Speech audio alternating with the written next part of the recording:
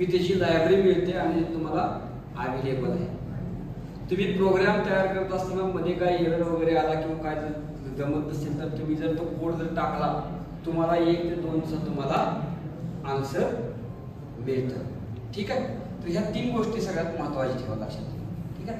आता तुम्ही म्हणाल सर हे सगळं आर्डिनो विषय होता, तुमचा IoTचा कसा संबंध लावायचा, कसा की मला हे सगळं IoT पर्यंत जाऊ हे सगळं बेसिक हळूहळू आपण करत आलेलं आहे. ठीक आहे. आता हे आर्डिनोचा आयडी मार्केटला एवढा चालला ठीक आहे की त्याच्यावर आयडी इतका वापरायला सोपा आहे. त्यामुळे बऱ्याचशा लोकांना काय वाटलं की कंट्रोलर डेव्हलप करणार आहे मायक्रो कंट्रोलर की एवढं सोपं आहे, तर आपल्याला जर इथून पुढे मार्केटमध्ये कॉम्पिटिशन सुरू झालेलं आहे त्याच्यामुळं आपल्यालाही आपला स्वतःचा काहीतरी बोर्डसाठी त्याप्रमाणे काहीतरी करावं. मला त्याप्रमाणे करायच्या ऐवजी त्यांनी काय केले की एक लिंकिंग फाईल तयार केलेली आहे. ठीक आहे.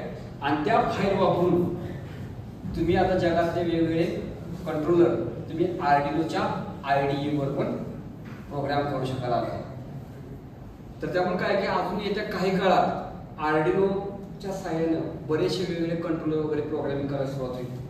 जसं की आजकाल ऑलरेडी त्याच्यावर झालेलीच आहे. जसं तुमचं DSP वगैरे प्रोसेसर प्रोग्रामिंग करण्यासाठी इनर्जिया म्हणून एक आहे. ठीक आहे.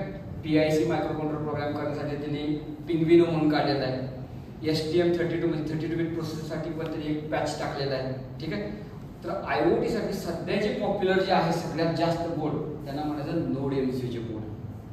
नोड MCU म्हणजे एस्प्रेसिक नावाची कंपनी आहे. त्या कंपनीने डेव्हलपमेंट बोर्ड तयार केलं. त्याच्यामध्ये ESP8266 किंवा ESP32 वगैरे नावाचे बोर्ड डायरेक्टली रेडीली काढलेले अवेलेबल आणि लहान आकाराचे काढलेले.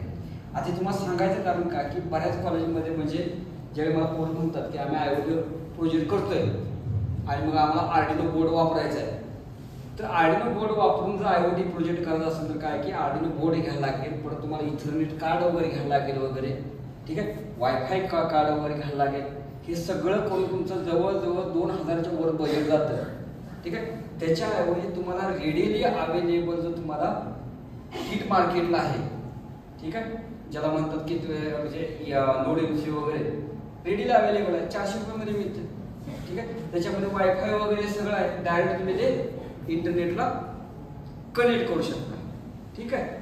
तर तुम्हाला IoT साठी जर प्रोजेक्ट वगैरे करायचे असतील तर सगळ्यात सोपं पहिली गोष्ट कुठल्या तुम्ही आर्डिनो तुम्हाला वापरायला शिका. आर्डिनो वापरता येते काय तर जमतं काय कोणाला आर्डिनो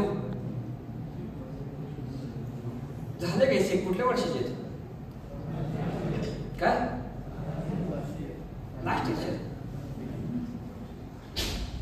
ठीक आहे. काय हरकत नाही. आणि आर्डिनो वापरायचं म्हणजे काय जास्त अवघड नाही बरं का. आर्डिनो प्रोग्रामिंग करणं एकदम सोपं आहे.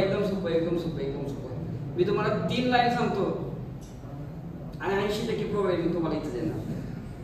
किती 3 लाईन सांगितलं.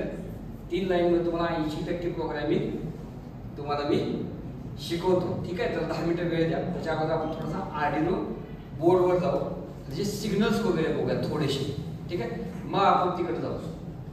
3 लाईन 80% प्रोग्रामिंग येणार म्हणजे जे अश्युरिटी देणारा म्हणजे आम्ही डॉल्फिन कॉलेज लक्षात ठेवायचं.